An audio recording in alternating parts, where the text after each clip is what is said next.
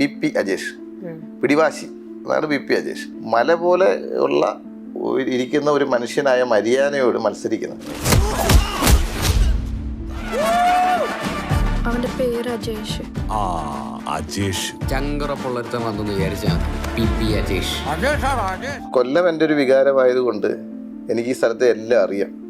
വേലിയേറ്റവും വേലിയിറക്കവും തൊട്ട് അതിൻ്റെ എല്ലാ അംശങ്ങളും, ഭാഷയും അല്ലെങ്കിൽ അവരുടെ രീതികളും. നമ്മുടെയൊക്കെ സ്റ്റാറ്റസ് തീരുമാനിക്കുന്നത് ക്യാഷ്. 100 രൂപയ്ക്ക് ചാള കിട്ടും. നെമ്മീൻ കിട്ടോടെ? കിട്ടൂല. തെണ്ടാൻ പോകുന്ന ഇതിലും ഭേദം. 2024 ഏറ്റവും കൂടുതൽ സാമ്പത്തികമായി വിജയിച്ചത് സേവായ പടങ്ങളിലെ 8 പേര് പറഞ്ഞാൽ അതിൽ 7 പേരിലും ബേസിലുണ്ടാവും. സിനിമാ സംവിധാനത്തിൻ്റെ ടൂൾ എന്ന് പറയുന്നത് ഇമോഷനാണ്. ആ കഥ എന്താവശ്യപ്പെടുന്നു അതിനെ കൊടുക്കേണ്ട. നമ്മുടെ കലാസംവിധാനം ഒന്നും അതിനകത്ത് പ്രസക്തമല്ല. നല്ല കാഴ്ചയുള്ള സംവിധായകർ വരുമ്പോഴേ ഈ ടെക്നീഷ്യന് പ്രസക്തിയുള്ളൂ, അല്ലെങ്കിൽ ടെക്നീഷ്യന് പ്രസക്തി ഇല്ല. അപ്പോൾ ഒരു കഥയ്ക്ക് ലാൻഡ് ചെയ്യാനുള്ള സ്ഥലം കൊടുക്കുന്ന പണിയാണ് പ്രൊഡക്ഷൻ ഡിസൈനിങ് എന്ന് പറയുന്നത്. ഇപ്പോൾ കുമ്പളങ്ങിയിൽ അങ്ങനൊരു വീടുണ്ടെന്നും അങ്ങനൊരു വീട് വേണമെന്നും അത് നമുക്ക് പല മെത്തേഡുണ്ട് പണിയാൻ. അപ്പം നമ്മൾ ഡിസൈൻ ചെയ്യുന്നു അത് കല്ല് വെച്ച് കേട്ടോ. അതെൻ്റെ അത് ദിലീഷ് പോത്തനാണ് അത് പറയുന്നത്. ഇഷ്ടി കൊണ്ട് കെട്ടി അംഗീകരിക്കും ജ്യോതിഷേ. അതാണ് ആ ചിന്തയിൽ അങ്ങനെ അങ്ങ് പോകുന്നത്. ആ പുതുമകളാണ് ഈ ടെക്നീഷ്യന്മാരെ അറിയിക്കുന്നത്. അതിന് നല്ല ബോധമുള്ള സംവിധായകരെത്തുമ്പോൾ ബോധമുള്ള ടെക്നീഷ്യന്മാരുണ്ടാവും. ഇപ്പോൾ ഇങ്ങനെ ഒരു ആശയം വന്നപ്പോൾ എന്നെ വിളിച്ചിട്ട് മരത്തിൻ്റെ മേലിലൊരു ഗ്രാമം എന്ന് ചോദിച്ചു. അത് കൊള്ളാലോ. നമ്മൾ വേറൊരു പടം വന്നപ്പോൾ ഞാൻ അത് വിട്ട്, ഇത് കൊള്ളാം.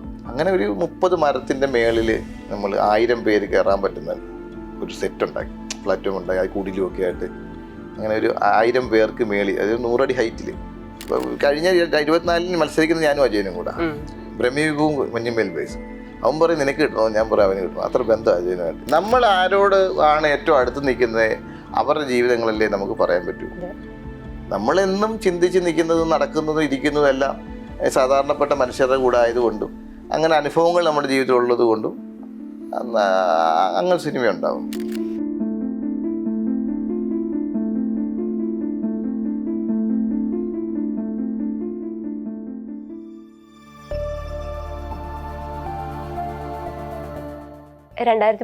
ാണ് സിനിമയിലേക്ക് വരുന്നത്. ആദാമിന്റെ മകൻ അബു എന്ന് പറയുന്ന ഒരു സിനിമയിലൂടെയാണ് വരുന്നത്. ഇപ്പോൾ പൊന്മാനിലെ ഡയറക്ടറായിട്ട് എത്തിയിരിക്കുന്നു. അപ്പം ഈ ഒരു സിനിമ കരിയർ എങ്ങനെയാണ്, ഈ സിനിമയുടെ ഡയറക്ഷൻ എന്ന നിലയിലേക്കൊക്കെ എത്തുന്നത് എങ്ങനെയാണ്? ഞാൻ സിനിമയിലേക്ക് എത്തുന്നത് സംവിധായകനാകാനാണ് ആദ്യമായിട്ട് സിനിമ മേഖലയിലേക്ക് വരുന്നത്. ഞാൻ ഫൈൻ ആർട്സ് കോളേജിൽ പഠിച്ചാണ്, ഞാൻ ശില്പിയാണ്. അപ്പം സിനിമാ സെറ്റിൽ നമ്മൾ തലേന്ന് ഒരു രാത്രി കൊണ്ട് രാവിലെ സിനിമ വന്ന ആളാണ് ഞാൻ. അപ്പം രാത്രിയിൽ ഞങ്ങൾ ഒരു സുഹൃത്തുക്കളുമായി കൂടിയ സമയത്ത് ഒരു സുഹൃത്ത് എന്നോട് ഞാൻ ഈ ആഗ്രഹം പറയുമ്പോൾ പുള്ളി സരു കെ ജോർജ് എന്ന ആർട്ട് ഡയറക്ടറെ വിളിക്കുകയും അങ്ങനെ പിറ്റേന്ന് രാവിലെ ഞാൻ സിനിമ വന്ന ആളാണ്. അതിൽ പുള്ളി അസിസ്റ്റൻ്റായിട്ട് 2 സിനിമ ചെയ്തു. അപ്പം ഞാൻ വന്നത് അസിസ്റ്റൻ്റ് ഡയറക്ടർ ആകുക എന്നുള്ള ആഗ്രഹത്തോടായിരുന്നു. പക്ഷേ ശില്പകല പഠിച്ചതുകൊണ്ട് നമുക്ക് കലാസംവിധാന സഹായിയായി കിട്ടി. അപ്പം അത് 2-3 പടം കഴിഞ്ഞപ്പം എനിക്ക് ഇൻഡിപെൻഡൻ്റായിട്ട് കലാസംവിധായകനാകാൻ ആദാമിൻ്റെ ബാബു ചെയ്ത സലീം അഹമ്മദ് വിളിക്കുന്നു. അങ്ങനെ ഇൻഡിപെൻഡൻ്റായി കലാസംവിധാനം ചെയ്തപ്പം അത് നല്ലതായിട്ട് തോന്നി. കാരണം വെച്ചാൽ ഒരു അസിസ്റ്റൻ്റ് ഡയറക്ടർ എത്ര നാൾ കൊണ്ടായിരിക്കും ഒരു 10 സിനിമ ചെയ്യുക. അപ്പോൾ എനിക്ക് ഒരു വർഷം കൊണ്ട് 10 സിനിമ ചെയ്യാൻ പറ്റും, 10 സംവിധായകരോട് ജോലി ചെയ്യാൻ പറ്റും. അങ്ങനെ ആ ജോലി മുന്നോട്ട് തുടർന്നു. അപ്പം മനസ്സിൽ ആ സംവിധാനം എന്ന സ്വപ്നം അങ്ങനെ തന്നെ കിടന്നു. അങ്ങനെ കുറച്ച് നാൾക്ക് ശേഷം അങ്ങനെ ഒരു കഥ ജീവിതത്തിൽ നടന്നൊരു അനുഭവം അത് GR ഇന്ദുഗോപനോട് പറയും. ചേട്ടൻ അതൊരു 4-5 ചെറുപ്പക്കാരെന്നൊരു പുസ്തകം ഉണ്ടാക്കി. ആ പുസ്തകം ബേസിലിനെ കാണിച്ചപ്പോൾ പൊന്മാനായി. അങ്ങനെയാണ് പൊന്മാനുണ്ടായത്. ശരിക്കും സ്വദേശം ആലപ്പുഴയാണല്ലോ അല്ലേ? അതെ അതെ. അപ്പൊ ഞാൻ അത് കണ്ടപ്പോൾ എനിക്ക് അതിന്റെ ഒരു കൊല്ലത്തിന്റെ ഒരു സാമൂഹ്യ ജീവിതവും അതൊക്കെ കൂടി ആഴത്തിലുണ്ട് ആ കഥയില്. അപ്പോൾ എങ്ങനെയാണ് ആലപ്പുഴയിൽ ജനിച്ച ഒരാൾക്ക് കൊല്ലത്തിന്റെ ജീവിതത്തെ, അത്ര സാമൂഹ്യ ജീവിതത്തെ കൂടി അത്ര ആഴത്തില് പഠിക്കാൻ പറ്റുന്നത്? എൻ്റെ ഫൈൻ ആർട്സ് കോളേജ് ജീവിതം കഴിഞ്ഞ് എൻ്റെ കൗമാരകാലം ഞാൻ 9-10 കൊല്ലം ചിലവഴിച്ച സ്ഥലം കൊല്ലമാണ്. അതായത് എൻ്റെ 22ാമത്തെ വയസ്സ് തൊട്ട് ഞാനൊരു 32-34 വയസ്സ് വരെ ചിലവഴിച്ച സ്ഥലം. ഇപ്പോഴും എൻ്റെ ഏറ്റവും വൈകാരികമായ സ്ഥലമെന്ന് പറഞ്ഞാൽ എൻ്റെ നാടല്ല, എനിക്ക് കൊല്ലമാണ്. അപ്പോൾ എൻ്റെ എല്ലാ ഇടവേളകളിലും ഒരു മാസത്തിൽ ഒരു ദിവസമെങ്കിലും ഞാൻ കൊല്ലത്ത് പോകാത്ത സമയങ്ങളില്ല. അപ്പോൾ ആ കൊല്ലത്തെ 2005 കാലഘട്ടത്തിൽ ഞങ്ങൾ ഒരു 2005-2006 ആ സമയത്ത് ഞാനൊരു 4-5 ചെറുപ്പക്കാർ എന്ന് പറയുന്ന ഒരു സുഹൃത്തുക്കളുണ്ട്. അതിന് മോന്തായം എന്നായിരുന്നു അതിൻ്റെ ഒരു പേര്. അതിന് കാനായി സാറാണ് അതിന് മോന്തായം എന്ന് പേരുന്നത്. ആ ഗ്രൂപ്പിൽ ഉണ്ടായ ഒരു കഥയാണ് ഈ സിനിമയ്ക്ക് അടിസ്ഥാനം. അപ്പോൾ ആ കഥ നമ്മൾ ഇന്ദുവ ചേട്ടനെ ബീജ ബാങ്കിലെ പെൺകുട്ടി എന്ന് പറയുന്ന കഥ വായിച്ചിട്ട് ഞാൻ ഫോളോ ചെയ്യുന്ന ഒരാളായിരുന്നു. അപ്പം അതെനിക്ക് പുള്ളിയൊക്കെ പിന്നെ കിട്ടിയത് 8 വർഷങ്ങൾക്ക് ശേഷമാണ്. പുള്ളിയെ പരിചയപ്പെട്ടു, പുള്ളി പുസ്തകങ്ങൾ വായിക്കാൻ തുടങ്ങി. അപ്പം പുള്ളി തന്നെ കൊല്ലത്തെ കഥ എഴുതണമെന്നൊരു ആഗ്രഹം തോന്നി. അങ്ങനെ പുള്ളിയെ പരിചയപ്പെട്ടു. അങ്ങനെ പുള്ളി അത് വളരെ നല്ല വൃത്തിയായിട്ടൊരു കഥ എഴുതി. അതിൽ നിന്ന് നല്ലൊരു തിരക്കഥയുണ്ടായി. അത് കഴിഞ്ഞ് പൊന്മാൻ എന്നുള്ള സിനിമയിലേക്ക് എത്തി. അപ്പോൾ കൊല്ലം എൻ്റെ ഒരു വികാരമായതുകൊണ്ട് എനിക്ക് ഈ സ്ഥലത്തെ എല്ലാം അറിയാം. വേലിയേറ്റവും വേലിയിറക്കവും തൊട്ട് അതിൻ്റെ എല്ലാ അംശങ്ങളും, ഭാഷയും അല്ലെങ്കിൽ അവരുടെ രീതികളും, അവരുടെ ഡ്രസ്സ് എന്താണെന്നും അവരുടെ സംസാരം എന്താണെന്നും എല്ലാം അറിയാവുന്നതുകൊണ്ട് പൊന്മാനിൽ അത് സിനിമ ചെയ്തപ്പോൾ എനിക്ക് വലിയ ഗുണം ചെയ്തു. അത് സിനിമയിലും ഉണ്ടെന്ന് പ്രതീക്ഷിക്കുന്നു. ഈ പറഞ്ഞല്ലോ വേലിയേറ്റ ഇതില് ഒരു സീനിൽ മാത്രമേ കാണിക്കുന്നുള്ളൂ. നായിക ഒരു കല്യാണ പാർട്ടിക്ക് വേണ്ടി പോകുമ്പോൾ ഇറങ്ങുന്നത് വെള്ളത്തിലേക്കാണ്. ഈ ഒരു തുരുത്തിന്റെ സാമൂഹ്യ ജീവിതം അങ്ങനെ തന്നെയാണല്ലോ. തീർച്ചയായും മൺട്രോത്തുരുത്തിൽ ഇപ്പോഴും വെള്ളം താഴ്ന്നു നോക്കുന്ന പ്രദേശമാണല്ലോ. ആ വേലിയിറക്കം അവിടെ ഇന്ന് സംഭവിക്കുന്നതാണ് ആ വീട്ടിൽ. അത് എൻ്റെ കണ്ണുകൊണ്ട് കണ്ടുള്ള കാഴ്ചയാണ്. മറ്റേ കല്യാണ സമയത്ത് ഇതിട്ടിട്ട് പെണ്ണ് വീട്ടിൽ നിന്ന് നടന്ന് കയറി സ്റ്റേജിൽ പോകുന്നത് എൻ്റെ ജീവിതത്തിൽ ഞാൻ കൊല്ലത്തെ കാഴ്ചകളിൽ കണ്ടിട്ടുള്ളതാണ്. അതുകൊണ്ടാണ് അത്രയും സ്പർശിച്ചേ ചെയ്യാൻ പറ്റിയത്. ഈ പറഞ്ഞതുപോലെ തുരുത്ത ജീവിതമാണല്ലോ സിനിമയിൽ കാണിക്കുന്നത്. മൊത്തത്തില് മലയാള സിനിമ അത്ര അങ്ങോട്ട് എക്സ്പ്ലോർ ചെയ്യാത്തൊരു ഏരിയ ആണ് തുരുത്ത ജീവിതം. അതിനെ കുറച്ചൊക്കെ മാറി വരുന്നത് കുമ്പളങ്ങി വരുന്ന സമയത്താണ് തുരുത്ത് ജീവിതം. അപ്പം കുമ്പളങ്ങിയിലും ഒരു ഭാഗമാണ്. അല്ല, അങ്ങനല്ല. ഇത് തുരുത്ത് ജീവിതം എന്നുള്ള രീതിയിലല്ല അതിനെ ഈ സിനിമ വിലയിരുത്തേണ്ടത്. ഇത് നമ്മൾ ആദ്യം സിനിമ തുടങ്ങുന്നത് ഒരു സിറ്റിയിലാണ്. സിറ്റിയിലെ ഒരു കടൽ ഏരിയ ആണ്, കടൽ പ്രദേശത്താണ് സിനിമ തുടങ്ങുന്നത്.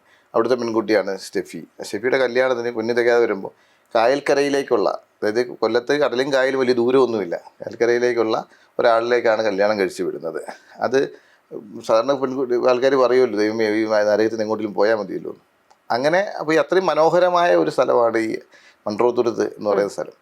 അപ്പോൾ അതുകൊണ്ടത് ഞാൻ മൺട്രോത്തുരുത്തിലേക്ക് ഈ പറിച്ചിടാൻ തീരുമാനിച്ചത്. അതൊരു തുരുത്തിൻ്റെ കഥയല്ല ശരിക്കും പറഞ്ഞാൽ, ഇതൊരു ഫൈറ്ററുടെ കഥയാണ്. നേടിയെടുക്കുക എന്ന് പറയുന്ന ഒരു മനുഷ്യൻ്റെ, അതാണ് പി അജേഷിൻ്റെ കണ്ണിലൂടെയാണ് ഈ സിനിമ കാണേണ്ടത്. അവൻ എന്തിനും ഫൈറ്റ് ചെയ്ത് അവസാനം അവൻ നേടിയെടുക്കും.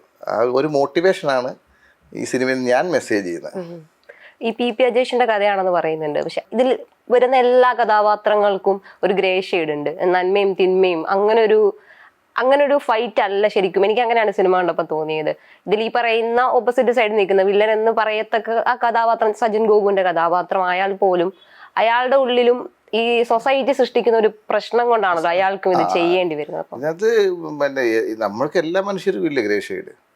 അതുപോലെ തന്നെയാണ് നമ്മൾ ഇപ്പം ഈ സ്വർണം എന്ന് പറയുന്ന സാധനം അജേഷിൻ്റെ കയ്യിരിക്കുമ്പം അജേഷിൻ്റെ കയ്യിലായി, സ്റ്റെഫിയുടെ കൊടുക്കുമ്പോൾ കയ്യിൽ നിന്ന് കുറച്ച് പോയി. സ്റ്റെഫിയുടെ അത് പബ്ലിക് ആകുകയാണ് തലവെട്ടിച്ചിറയിലേക്ക് പോകുമ്പോൾ. അപ്പം അങ്ങനെ പോകുമ്പം ഈ മരിയാനയുടെ വിഷയം എന്താണ്? ആ കെട്ടിയിട്ട് വേണം പെങ്ങളെ കെട്ടിക്കാൻ, അവരെ കെട്ടിക്കാൻ, അല്ലെങ്കിൽ വീടിൻ്റെ പണി നടത്താൻ. അത് ആ മനുഷ്യൻ്റെ ആവശ്യകതയാണ്. അപ്പോൾ ആ ആവശ്യകത നിലനിൽക്കുമ്പം അത് വ്യവസ്ഥിതിയായിരിക്കാം ഈ പറഞ്ഞ ഇത്. അല്ലാതെ ബാക്കിയെല്ലാം മനുഷ്യന്മാരാണ്, അവരുടെ അവസ്ഥകളാണ് നമ്മൾ കാണിച്ചിരിക്കുന്നത്. പൊന്നുപോയവൻ്റെ അവസ്ഥ, മോളെ കെട്ടിക്കുന്ന അമ്മയുടെ അവസ്ഥ, പെങ്ങളെ നോക്കാത്ത ആങ്ങളുടെ അവസ്ഥ, കെട്ടിക്കൊണ്ടുപോയ ഒരിക്കലും മാച്ചാകാത്ത ഒരു പെണ്ണ് കിട്ടിയ ഒരു ഭർത്താവിൻ്റെ അവസ്ഥ, അങ്ങനെ ആ വീട്ടിലെ കൊച്ചിൻ്റെ അവസ്ഥ, ഈ പൊന്നിട്ടാണ് അവിടുത്തെ ഇളയ കൊച്ചിനെ കെട്ടിക്കാൻ. അപ്പോൾ എല്ലാവരും അവസ്ഥകളിലൂടെയാണ് ഇത് കടന്നു പോകുന്നത്. അപ്പോൾ ഞങ്ങൾക്ക് എല്ലാം എന്നും കാണുന്ന കഥാപാത്രങ്ങളാണ് നമ്മുടെ മുമ്പിൽ. അതെല്ലാം ഈ സ്ത്രീധനം ഇതിനു മുമ്പും മലയാള സിനിമയിൽ വിഷയമായിട്ടുണ്ട്. അതിപ്പോ നമ്മൾ സ്ത്രീധനം എന്ന് തന്നെ പേരിലുള്ള ഒരു സിനിമ ഉണ്ടായിരുന്നു. അതുപോലെ ഭാഗ്യദേവത സിനിമയൊക്കെ ഇതിനെ കുറിച്ചൊക്കെ പറയുന്നുണ്ട്. പക്ഷെ അതിലൊക്കെ ഒരു സ്ത്രീയെ ഒരു ഇരയാക്കി നിർത്തിക്കൊണ്ട് അത് മാത്രമായിരിക്കും നമ്മൾ ഫോക്കസ് ചെയ്യുക. പക്ഷെ ഇവിടെ വരുമ്പോ സ്ത്രീധനം പുരുഷനെ ബാധിക്കുന്നുണ്ടെന്ന് പറയുന്നുണ്ട്. അത് സാമ്പത്തികമായി ഏറ്റവും കൂടുതൽ ബുദ്ധിമുട്ടിക്കുന്നത് പുരുഷനെ ആണെന്ന് ഈ സിനിമ കാണുമ്പോൾ തോന്നുന്നുണ്ട്. സ്ത്രീധനം എന്ന് പറയുന്നത് ഞങ്ങൾ പല ആൾക്കാരോട് ചർച്ച ചെയ്തപ്പം ഇത് ഒരു ധനമായി കരുതുക. എന്തെങ്കിലും ആവശ്യം വരുമ്പോൾ സ്വർണ്ണത്തിന് വില കൂടിക്കൊണ്ടിരിക്കുകയല്ലോ. നമ്മൾ തുടങ്ങുമ്പോൾ 30,000 രൂപയായിരുന്നു കഥ എഴുതുമ്പോൾ ചേട്ടൻ, ഇപ്പം അതിന് 65,000 രൂപയായി. അല്ല, അതിന് എന്നും വില കൂടുന്നതുകൊണ്ട് ഇതൊരു മുതലാക്കി സൂക്ഷിക്കാൻ കൊടുക്കുന്നതായിട്ടാണ് ഒരു വേഷമുണ്ട് സ്ത്രീധനത്തിന്. ആ പൊന്നിൻ്റെ ആവശ്യകത എന്താണ്? ശരിക്കും ഒരു പൊന്നിൻ്റെ ട്രാവലാണ് ഈ സിനിമ. പൊന്നിൻ്റെ ആവശ്യകത അജേഷ് ഇരിക്കുമ്പോൾ അജേഷിൻ്റെ ആവശ്യം, ഷെവി എത്തുമ്പോൾ ഷെവിയുടെ ആവശ്യം, അത് മര്യാദ പോകുമ്പോൾ മര്യാദയുടെ ആവശ്യം. അപ്പോൾ ഈ കൊടുത്തുവിട്ട പൊന്ന് വേറെ ആൾക്കാർ പ്ലാൻ ചെയ്യുകയാണ്. പെണ്ണിന് ജീവിക്കാൻ വേണ്ടി വീട്ടുകാർ കൊടുക്കുന്നതാണ്, അവൾ കഷ്ടപ്പെടാതിരിക്കാൻ വേണ്ടി. അല്ല, പുരുഷൻ്റെ ധനമല്ല. അധ്വാനിക്കുന്നത് എന്തിനാ സ്ത്രീധനം എന്ന് പുള്ളി അത് എഴുതി വെച്ചിട്ടുണ്ടല്ലോ സ്ക്രിപ്റ്റിൽ. അപ്പോൾ അധ്വാനിക്കുന്നവർക്കുള്ളതല്ല സ്ത്രീധനം. അത് ആ ഒരു സ്റ്റൈല് ശരിയല്ല. അല്ലാതെ പുരുഷനെടുത്ത് കൈകാര്യം ചെയ്യാൻ ആളല്ല എന്നുള്ളതാണ് എൻ്റെ കാഴ്ചപ്പാട്. സ്ത്രീകൾക്കുള്ളതെന്ന് പറയുമ്പോഴും അത് ഇതിലെ സ്റ്റെഫി ആവശ്യപ്പെടുന്നുണ്ട്, അവർക്കും അത് വേണം എന്നുണ്ട്. പക്ഷെ ഒരു കുടുംബത്തിന് അങ്ങനെ കൊടുക്കേണ്ട ആവശ്യമുണ്ടോ ഒരു സ്ത്രീക്ക് എന്നുള്ളൊരു അല്ല, അത് സമ്പാദ്യമായിട്ട് കാണുന്നവർക്ക് കാണാം. ഇപ്പോൾ പുതിയ ജനറേഷനിൽ ഏത് സ്ത്രീക്കാ പൊന്നു വേണ്ടേ? ആരും ഇടാറ് പോലും തന്നെയില്ല. ഇപ്പോഴും ഇവർ പൊന്നെന്തിനെ കളക്ട് ചെയ്യുന്നത് സമ്പാദ്യമാക്കാൻ വേണ്ടിയാണ്. ഡെയിലി വില കൂടിക്കൊണ്ടിരിക്കുകയാണ്. അതൊരു വേറൊരു ബിസിനസ്സിലേക്ക് പോയിക്കൊണ്ടിരിക്കുക. അല്ലാതെ അണിയുന്ന എത്ര സ്ത്രീകളുണ്ട്, പുതുതലമുറയിൽ എത്ര സ്ത്രീകളുണ്ട് ഒരു 25 വയസ്സിന് അല്ലെങ്കിൽ 30 വയസ്സിന് താഴെ പൊന്ന് ഭ്രാന്തുള്ള ആരുമില്ല. പൊന്നിപ്പോൾ ഒരു സമ്പത്ത് സാധനമായിട്ട് മാറ്റുകയാണ്, മേടിച്ച് സ്റ്റോർ ചെയ്യുക. അപ്പോൾ ഓരോ ദിവസം വില കൂടിക്കൊണ്ടിരിക്കുകയല്ലേ. ഈ സിനിമയിൽ എനിക്ക് ഏറ്റവും കൂടുതൽ കണ്ടപ്പോൾ ഒരു ഇത് തോന്നി, കൗതുകം തോന്നിയ ഒരു കഥാപാത്രം എന്ന് പറയുന്നത് ആനന്ദ് മന്മഥൻ അവതരിപ്പിച്ചിട്ടുള്ള ഒരു കഥാപാത്രം ഉണ്ട്, ബ്രൂണോ എന്ന് പറയുന്ന കഥാപാത്രം. ആ കഥാപാത്രം എനിക്ക് എന്താ പറയാ, നമ്മൾ കുറെ കണ്ടിട്ടുള്ള ഒരാളാണ്. ഈ പറയുന്ന സൊസൈറ്റി അടിച്ചേൽപ്പിച്ചിട്ടുള്ള പാട്രിയാർക്കി അടിച്ചേൽപ്പിച്ചിട്ടുള്ള എല്ലാ പ്രശ്നങ്ങളിലൂടെ അയാൾ കടന്നു പോകുന്നുണ്ട്. പക്ഷെ അത്ര ഉത്തരവാദിത്തങ്ങൾ അയാൾ എടുക്കുന്നുമില്ല. അതിനകത്ത് ഷെഫി പറയുന്നുണ്ട്, നീ പെങ്ങളെ നോക്കിയില്ല, എന്നെ നോക്കിയില്ല, പണിക്ക് പോവാതെ പപ്പ മരിച്ച എന്നിട്ട് പോലും നീ നിങ്ങളെ നോക്കിയില്ല, ആങ്ങളെ പോലും എന്ന് പറഞ്ഞ് തുപ്പുന്നുണ്ട്. ആ സ്ഥിതിവിശേഷം ഉണ്ടാക്കിയത് ഇങ്ങനെ ഈ ഉത്തരവാദിത്വം ഇല്ലായ്മ നമ്മൾ കാണിച്ചേക്കുന്നത്. അല്ലാതെ ഈ ബ്രൂണോയെ വേറെ രീതിയിലല്ല ചിത്രീകരിക്കുക. ഉത്തരവാദിത്വം ഇല്ലായ്മ, കുടുംബം നോക്കാത്ത ഒരാൾക്ക് സമൂഹത്തിലൊന്നും ചെയ്യാൻ പറ്റില്ല. അവൻ ഏത് പാർട്ടി ചേർന്നാലും അവനബദ്ധം സംഭവിക്കുകയുള്ളൂ. അത് ചട്ടക്കൂടാണ്, അത് എഴുതി വെച്ചിട്ടുണ്ട്, തിരക്കഥാകൃത്ത് കൃത്യമായി എഴുതി വെച്ചിട്ടുണ്ട്. ഒരു ചട്ടക്കൂടാണ് പാർട്ടി എന്ന് പറയുന്നത്. അതിലേക്ക് ഒരാളെ വേണ്ടാന്ന് വെക്കുന്നത് അവൻ്റെ കയ്യിലിരിപ്പുണ്ടായിരിക്കും. അപ്പോൾ അങ്ങനൊരു വഴിയുണ്ടെങ്കിൽ നിന്നെ തിരിച്ചെടുക്കാനും വേറെ വഴിയുണ്ട്. അപ്പം നമ്മൾ അതിനെ മോശമായി കാണാതെ അതിൻ്റെ ചട്ടക്കൂടിൽ ഒതുങ്ങി നിന്നുകൊണ്ട് പ്രവർത്തിക്കപ്പെടണം.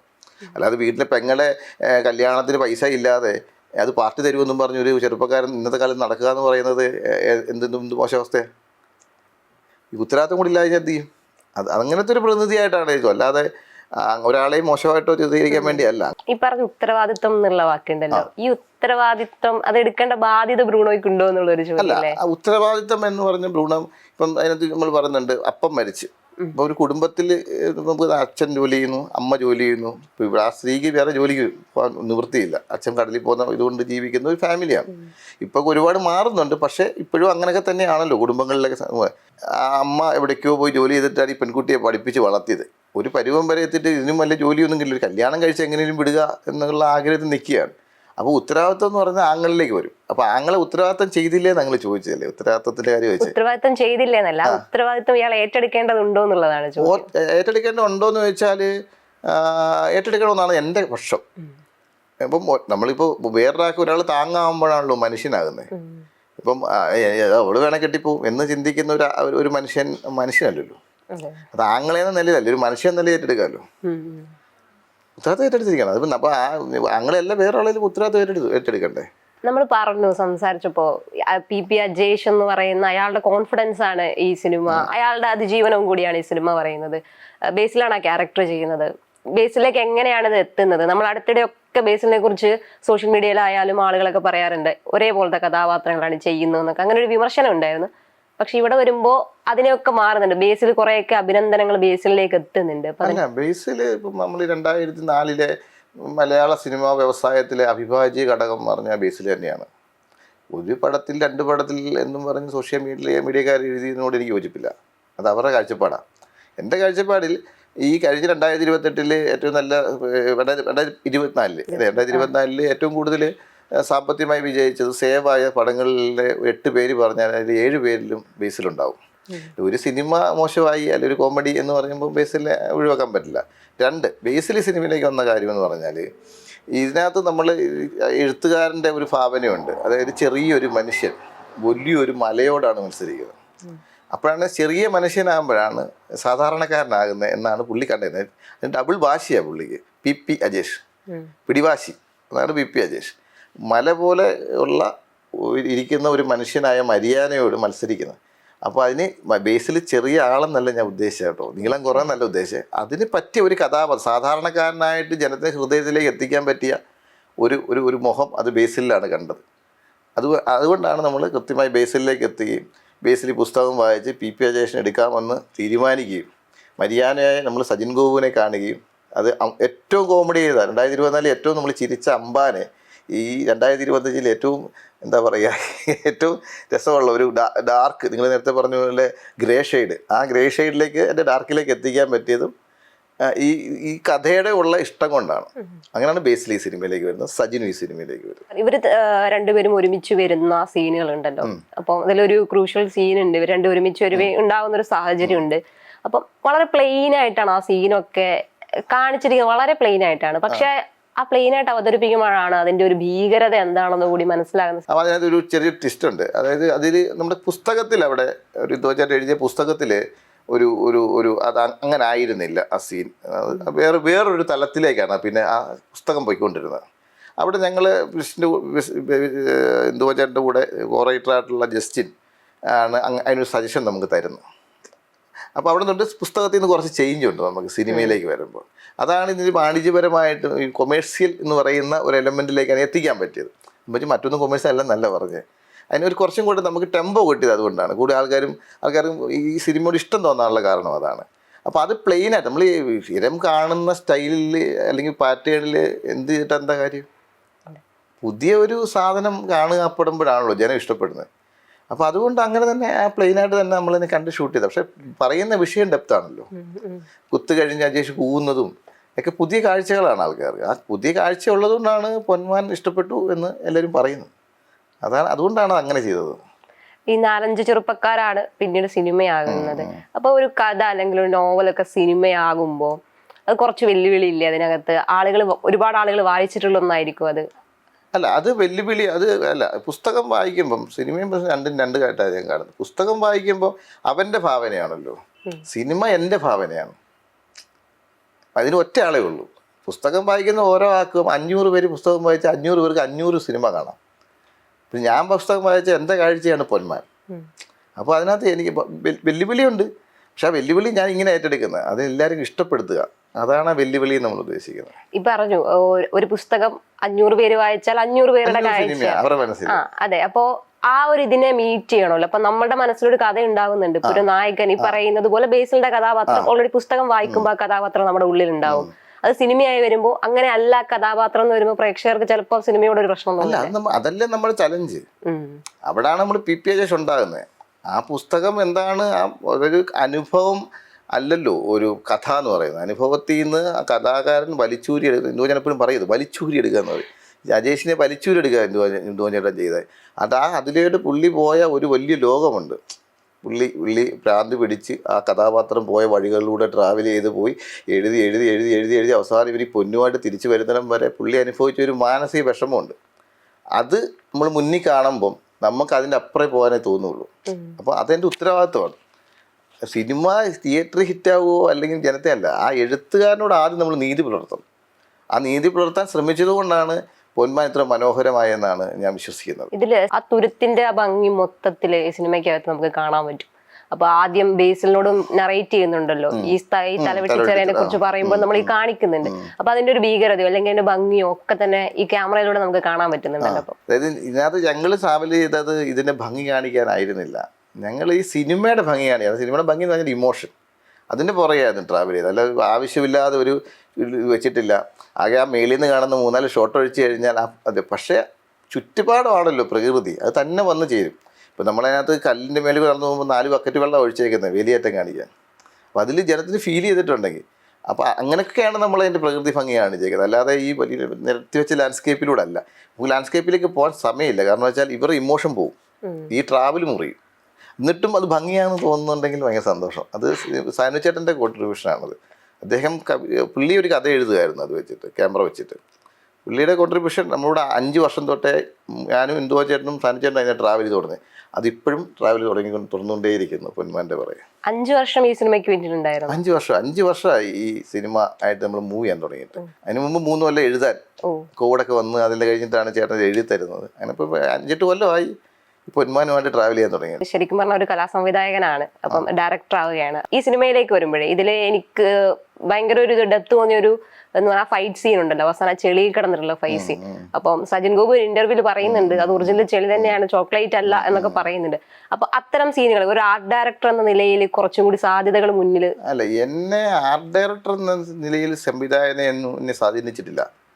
ഞാൻ ആ ഏരിയയിലേക്ക് അങ്ങനെ കടന്നു ചെന്നില്ല. കാരണം അതല്ല ഈ സിനിമാ സംവിധാനത്തിൻ്റെ ടൂളെന്ന് പറയുന്നത് ഇമോഷനാണ്. ആ കഥ എന്താവശ്യപ്പെടുന്നു, അതിനെ കൊടുക്കേണ്ട, നമ്മൾ കലാസംവിധാനം ഒന്നും അതിനകത്ത് പ്രസക്തമല്ല. പിന്നെ രണ്ടെന്ന് പറഞ്ഞാൽ എന്നെ സ്വാധീനിച്ച സീൻ അവസാനത്തെ ഫൈറ്റ് അല്ല. എന്നെ സ്വാധീനിച്ചത് അജേഷ് ലോഡ്ജിൽ വെച്ച് നമുക്ക് തരുന്നൊരു മോട്ടിവേഷൻ ഉണ്ട്. അതാണ് സാധാരണക്കാരൻ പറയുന്ന വാക്കാണത്. അപ്പോൾ ആ മോട്ടിവേഷനാണ് എന്നെ സ്പർശിച്ചത്. ആ വാക്കുകളും അവൻ്റെ അഭിനയ രീതിയും ബാക്കിയൊക്കെ വെല്ലുവിളിയും മറ്റേ സാധനം ഒന്നും അത് നമ്മൾ എവിടെയോ കണ്ടിട്ടൊക്കെ ഉണ്ടാവും, അല്ലെങ്കിൽ എവിടെയെങ്കിലുമൊക്കെ അറിഞ്ഞും കേട്ടിട്ടുണ്ടാവും. പക്ഷേ ഈ ഒരു മോട്ടിവേഷൻ ഒരിക്കലും ഒരാളും പ്രതീക്ഷിക്കില്ല. ആ മോട്ടിവേഷൻ്റെ മുഖത്തേക്ക് വന്ന് വീഴുന്ന ഒരു അടിയാണ്. ഇതാണ് ഇതിനകത്ത് പറഞ്ഞു വെക്കുന്ന രാഷ്ട്രീയം. പാവപ്പെട്ടവൻ ഒരു രാഷ്ട്രീയം പറഞ്ഞാലും അല്ല അവൻ്റെ ഒരു മോട്ടിവേഷൻ കൊടുത്താലും കിട്ടുന്ന അടിയാണ്. അത് അറിയാതെയോ അറിഞ്ഞോ വരുന്ന അറിയില്ല മനുഷ്യൻ എന്താ സംഭവിക്കുന്നതെന്ന്. അപ്പോൾ എൻ്റെ ഏറ്റവും ഫേവറേറ്റ് എന്ന് പറയുന്നത് ആ മോട്ടിവേഷനാണ്. കുറച്ചു മുമ്പ് ചോദിച്ചൊരു ചോദ്യം തന്നെയാണ്, ആർട്ട് ഡയറക്ഷൻ എങ്ങനെയാണ് ഈ സിനിമയിൽ ഉപയോഗിച്ചിട്ടുള്ളത്? ആർട്ട് ഉപയോഗിച്ചതെന്ന് പറഞ്ഞാൽ അതിനൊരു ആർട്ട് ഡയറക്ടർ ആയതുകൊണ്ട് എനിക്ക് സംഭവിച്ചിട്ടുള്ള ഗുണങ്ങളുണ്ട്. അതായത് നമുക്ക് ഈ മൺട്രോത്തുരുത്ത് എന്ന് പറഞ്ഞ സ്ഥലത്തെ ഭംഗിയെ ഷൂട്ട് ചെയ്യാൻ പറ്റി. ഈ അത് ഒരു പ്രൊഡക്ഷൻ ഡിസൈനർ ആയതുകൊണ്ട് പറ്റിയതാണ്. അല്ലെങ്കിൽ നമ്മൾ ചുറ്റിപ്പോവും. കാരണം വെച്ചാൽ 10-35 ദിവസം മൺട്രോത്തുരത്തിലാണ് ഷൂട്ട്. അതിൽ 30 ദിവസവും നൈറ്റാണ്, ഫുൾ നൈറ്റാണ്. പിന്നെ ഇത് വള്ളത്തിലേ വരാൻ പറ്റുള്ളൂ എന്നൊക്കെ പറയുന്ന വലിയ വലിയ പ്രശ്നങ്ങളുണ്ടായിരുന്നു. അപ്പോൾ ഇതിനെയൊക്കെ നമ്മൾ നിസ്സാരമായി തരണം ചെയ്തു. കാരണം വെച്ചാൽ വള്ളം വരുന്ന വഴിയിൽ വലയിടും, അപ്പോഴേ വള്ളം പോകാതിരിക്കാൻ പറ്റുള്ളൂ. അപ്പോൾ അവരെ കൊണ്ടവിടെ വല ഇടിക്കുകയായിരിക്കും ആദ്യം. അവർ ഉപജീവനം നടക്കണമല്ലോ, അപ്പോൾ അപ്പുറേ മാറ്റി ഒരു വലയിടും. അപ്പോൾ അതിൽ നമുക്ക് വള്ളം പോവാം. അപ്പോൾ വള്ളം പോകേണ്ട പൊസിഷൻ എവിടെയാണ് ഇവരെ കൊണ്ട് ലാൻഡ് ചെയ്യേണ്ടത്, ഇന്നടുത്ത് നിർത്തണം, അവിടെ റിസോർട്ടുണ്ട് അവിടെ നിർത്തണം, അവിടെ വെച്ച് മേക്കപ്പ് ചെയ്യണം, എന്നിട്ട് ഓരോരുത്തരെ ഓരോ ടൈമിൽ ഈ സ്പോട്ടിൽ എത്തിക്കണം. യൂണിറ്റുകാരെ തലേന്ന് ഷൂട്ട് നിർത്തി വെച്ചിട്ട് പോയി സ്ഥലം കാണിച്ചു കൊടുത്തു. ഇതാണ് സ്ഥലം, തലേന്ന് എല്ലാം ഷിഫ്റ്റ് ചെയ്ത് അവിടെ വന്നു, എല്ലാം സെറ്റാണ്. നമ്മൾ 7 മണിക്ക് ക്യാമറ പോകും, രാവിലെ 7 മണിക്ക് ഈ വിത്ത് ആർട്ടിസ്റ്റ് എല്ലാം അവിടെ എത്തിയിരിക്കും. അത് പ്രൊഡക്ഷൻ ഡിസൈനിൽ നിന്ന് കിട്ടിയ ഒരു ക്വാളിറ്റിയാണ്. പിന്നെ ബാക്കിയെല്ലാം എൻ്റെ കൂടെ എൻ്റെ അസിസ്റ്റൻസാണ് എല്ലാം ചെയ്ത്. കലാസംവിധായകൻ രൂപേഷ് അയ്യപ്പൻ കൂട്ടി എൻ്റെ കൂടെ എൻ്റെ ആർട്ട് ഡയറക്ടറായിരുന്നു. അപ്പോൾ നമ്മുടെ ഗ്രൂപ്പായിരുന്നു ഇത്. അപ്പോൾ കലാസംവിധാനത്തെ സംബന്ധിച്ചും ഒന്നും ഇല്ല. പക്ഷേ സിനിമ സംവിധാനവും കലാസംവിധാനം രണ്ടും രണ്ട് ജോലിയാണ്. ഇപ്പൊ ആദാമിന്റെ മകൻ അബു എന്നാണ് തുടങ്ങുന്നത്. അതിനുശേഷം നിരവധി സിനിമകൾ ചെയ്തിട്ടുണ്ട്. പക്ഷെ ഈ പറയുന്നത് പോലെ ആൻഡ്രോയിഡ് കുഞ്ഞപ്പൻ, നാത്താൻ കേസോട്, കുമ്പളങ്ങി പോലെയുള്ള സിനിമകൾ വരുമ്പോഴാണ് കുറെ കൂടി ആളുകൾ അറിയുകയും നമ്മൾ ഈ ആർട്ട് ഡയറക്ഷനൊക്കെ ചർച്ച ചെയ്തു തുടങ്ങി. അതിനു മുമ്പ് നമ്മൾ അത് ശ്രദ്ധിക്കാറില്ല. സംവിധായകൻ ആരാണ്, നടൻ ആരാണെന്നുള്ള തലത്തിൽ മാത്രമാണ് ചർച്ചകൾ ഉണ്ടാവുക. അപ്പൊ അതിനെ എങ്ങനെയാണ് നോക്കിക്കാണുന്നത്? ഇപ്പം പലതരത്തിലുള്ള ടെക്നീഷ്യൻസിനെ, സിനിമയ്ക്കകത്ത ടെക്നീഷ്യൻസിനെ നമ്മൾ അവരെ കുറിച്ച്, അവരുടെ കഴിവിനെ കുറിച്ചൊക്കെ ചർച്ച ചെയ്യുന്നുണ്ട്, അവരെ തിരിച്ചറിയുന്നു കൂടി ചെയ്യുന്നു. അല്ല, അതിന് രണ്ട് കാര്യം എന്താ അറിയോ, ഈ നല്ല കാഴ്ചയുള്ള സംവിധായകർ വരുമ്പോഴേ ഈ ടെക്നീഷ്യന് പ്രസക്തിയുള്ളൂ, അല്ലെങ്കിൽ ടെക്നീഷ്യന് പ്രസക്തി ഇല്ല. അപ്പോൾ നല്ല കാഴ്ചയുള്ള സംവിധായകർ വന്നു തുടങ്ങിയപ്പം അങ്ങനെയുള്ള ടെക്നീഷ്യന്മാരെ ആവശ്യമായി തുടങ്ങി. അപ്പോൾ ഒരു കഥയ്ക്ക് അതിന് വേണ്ട പ്രതലം, അതായത് ആ കഥയ്ക്ക് ലാൻഡ് ചെയ്യാനുള്ള സ്ഥലം കൊടുക്കുന്ന പണിയാണ് പ്രൊഡക്ഷൻ ഡിസൈനിങ് എന്ന് പറയുന്നത്. ഞാനങ്ങനെ അതിനെ കാണുന്നു. അവർക്കൊരു സ്ഥലത്ത് നിന്നാലേ ചെയ്യാൻ പറ്റുള്ളൂ, പ്രതലം കൊടുക്കും. അപ്പോൾ ആ പ്രതലം എങ്ങനെ ആയിരിക്കണം എന്നുള്ളത് ആ കഥയെ ആശ്രയിച്ചിരിക്കും. മറ്റേന്ന് പറഞ്ഞാൽ ഒരു പാറ്റേണാണ്, കൊട്ടാരം പണിതിട്ടിരിക്കുക. അതല്ല, അത് മാറിയിട്ട് ഇപ്പോൾ കുമ്പളങ്ങിയിൽ അങ്ങനൊരു വീടുണ്ടെന്നും അങ്ങനൊരു വീട് വേണമെന്നും അത് നമുക്ക് പല മെത്തേഡുണ്ട് പണിയാൻ. അപ്പം നമ്മൾ ഡിസൈൻ ചെയ്യുന്നു അത് കല്ല് വെച്ച് കേട്ടോ. അതെന്നെ അത് ദിലീഷ് പോത്തനാണ് അത് പറയുന്നത്. ഇഷ്ടി കൊണ്ട് കെട്ടി അങ്ങേരിക്കും ജ്യോതിഷേ, അതാണ് ആ ചിന്തയിൽ അങ്ങനെ അങ്ങ് പോകുന്നത്. ആ ഇഷ്ടി കൊണ്ട് കെട്ടിയ ഒരു വീടുണ്ടാക്കാമെന്ന് തീരുമാനിക്കുകയാണ്. അപ്പോൾ അതിൽ പായൽ പിടിക്കണം. അപ്പോൾ സിനിമയ്ക്ക് മെത്തേഡുണ്ട്, നമ്മൾ സിനിമ ചെയ്യുന്ന മെത്തേഡുണ്ട്. അത് മാറിയിട്ട് അതിൽ ഒറിജിനൽ പായൽ വളർത്താമെന്നൊരു ചിന്ത എൻ്റെ മനസ്സിൽ വരുമ്പോൾ ആ പുതുമകളാണ് ഈ ടെക്നീഷ്യന്മാരെ അറിയിക്കുന്നത്. അതിന് നല്ല ബോധമുള്ള സംവിധായകരെത്തുമ്പം ബോധമുള്ള ടെക്നീഷ്യന്മാരുണ്ടാവും. അങ്ങനെ ഞാൻ ആരെയും കുറ്റപ്പെടുത്തി പറഞ്ഞല്ലോ, ഞാൻ പൊതുവേ പറഞ്ഞതാണ്. അങ്ങനെയാണ്. അങ്ങനെ ഓരോ സിനിമയും ഞാൻ ചെയ്യുന്ന ഓരോ സിനിമകളിലും ഓരോ പാറ്റേണാണ്. വരിക്കാശ്ശേരി മനയുടെ അല്ലെങ്കിൽ ഒളപ്പമണ്ണയുടെ മുഖം മാറ്റണം എന്ന് പറയുമ്പോഴാണ് നമ്മൾ ചിന്തിച്ച് വന്ന് നമ്മൾ പുല്ല് വെച്ചാലോ. അപ്പം നമ്മൾ വേറെ ചെയ്തില്ലേ, കുറേ പുല്ല് കൊണ്ട് വെച്ച്. അപ്പം ഒളപ്പമണ്ണയുടെ മുഖം മാറി. വരിക്കാശ്ശേരി മന ഒരുപാട് സിനിമ ഷൂട്ട് ചെയ്താൽ. അപ്പം നമ്മുടെ വാശിയാണ് ഇത് വരിക്കാശ്ശേരി മനയാന്ന് ആരും പറയരുത്. അപ്പോഴാണ് അവിടെ പുതിയ ഡ്രോയിങ്ങിലേക്ക് പോകുന്നത്, പുതിയ ചിന്തയിലേക്ക്, പഠനത്തിലേക്ക് പോകുന്നത്. അപ്പം അങ്ങനെ എല്ലാ സമയത്തും നമ്മൾ PPA ഫൈറ്റ് ചെയ്തുകൊണ്ടിരിക്കുക. നമ്മൾ ഈ കുമ്പളങ്ങി നൈറ്റ്സിലെ വീടിനെ കുറിച്ച് പറഞ്ഞു. ഇപ്പോഴും റീൽസിൽ ആ വീട് വൈറലാണ്. ഏത് മലയാളിയെ കാണിച്ചു, മലയാളിയൊന്നും ഉണ്ടാവില്ല ഈ സിനിമ കണ്ടിട്ടുള്ള ആരെ കാണിച്ചാലും ഇത് കുമ്പളങ്ങി നൈറ്റ്സിലെ സജിയുടെ വീടല്ലേ എന്ന് ചോദിക്കും. അപ്പം അതിൽ പറഞ്ഞു ദിലീഷ് പോത്തന്റെ ഐഡിയ ആയിരുന്നു. എങ്കിൽ പോലും ഐഡിയ ഇഷ്ടി കൊണ്ട് കിട്ടുന്നത്. അപ്പൊ ഇതിന് പിന്നെ കുറെ പഠനങ്ങളും കാര്യങ്ങളും ഒക്കെ ഉണ്ടായിട്ടില്ലേ? അപ്പം ഇതിന്റെ ഒരു ഡയറക്ടറുടെ വിഷൻ ആയിരിക്കും ഈ പറയുന്നത് പോലെ ഇന്നത് പോലെ വേണം എന്നൊക്കെ പറയും. എങ്കിലും ഒരു ആർട്ട് ഡയറക്ടറുടെ അതിലെ പങ്കെന്താണ് ശരിക്കും പറഞ്ഞാൽ? നമ്മളൊരു ഒരു കാര്യം പറയും. ഇപ്പം ഡയറക്ടർ പറഞ്ഞു എനിക്ക് ഇവിടെ പായലൊക്കെ വളർന്ന് കിടക്കണം ജ്യോതിഷയെന്ന് പറഞ്ഞു. ആ പായൽ എന്ത് തരവും പായലിൽ വേണം. അപ്പോൾ ഒറിജിനൽ പായൽ വളർത്താന്നുള്ളത് എൻ്റെ തീരുമാനമായിരുന്നു. അതാണ് നമ്മളിപ്പോൾ ഒരാളൊരു കാര്യം പറയുമ്പോൾ അതിനപ്പുറം കൊടുക്കപ്പെടുമ്പോഴാണല്ലോ നമ്മൾ ടെക്നീഷ്യനാകുന്നത്. സംവിധായകൻ നമ്മളെ വിളിക്കുന്നത് എന്തുകൊണ്ടാണ്? പുള്ളി കാണുന്ന വിഷ്വലിൻ്റെ അപ്പുറം നമ്മൾ കൊടുക്കാൻ പറ്റുന്നുണ്ട്. അതുകൊണ്ടാണ് അവർ പിന്നെയും നമ്മളെ വിളിക്കുന്നത്. അതുകൊണ്ട് നമ്മുടെ വർക്കുകൾ നന്നാകുന്നത്. ഈ ഭ്രമയുഗം ഇറങ്ങിയ സമയത്ത് ഇങ്ങനെ ഒരു ഫോട്ടോ വൈറലായിരുന്നു. ഈ ഷൂട്ട് തുടങ്ങുന്നതിന് മുമ്പുള്ള വീടും ഇപ്പം ആ വീടും എന്നൊക്കെ പറഞ്ഞിട്ട്. അപ്പം ഒന്ന് പറയോ, ഭ്രമയുഗത്തിന്റെ സെറ്റും ആ ഒരു വീട് മാത്രമാണല്ലോ ശരിക്കും ആ ഭ്രമയുഗത്തിന്റെ ആ സിനിമയുടെ ക്രെഡിറ്റ് എന്ന് പറയുന്നത് അതിന്റെ ഡയറക്ടർക്കും അതിന്റെ പ്രൊഡ്യൂസർക്കുമാണ്. വേറെ ആർക്കും ക്രെഡിറ്റ് പറ്റാൻ പറ്റില്ല.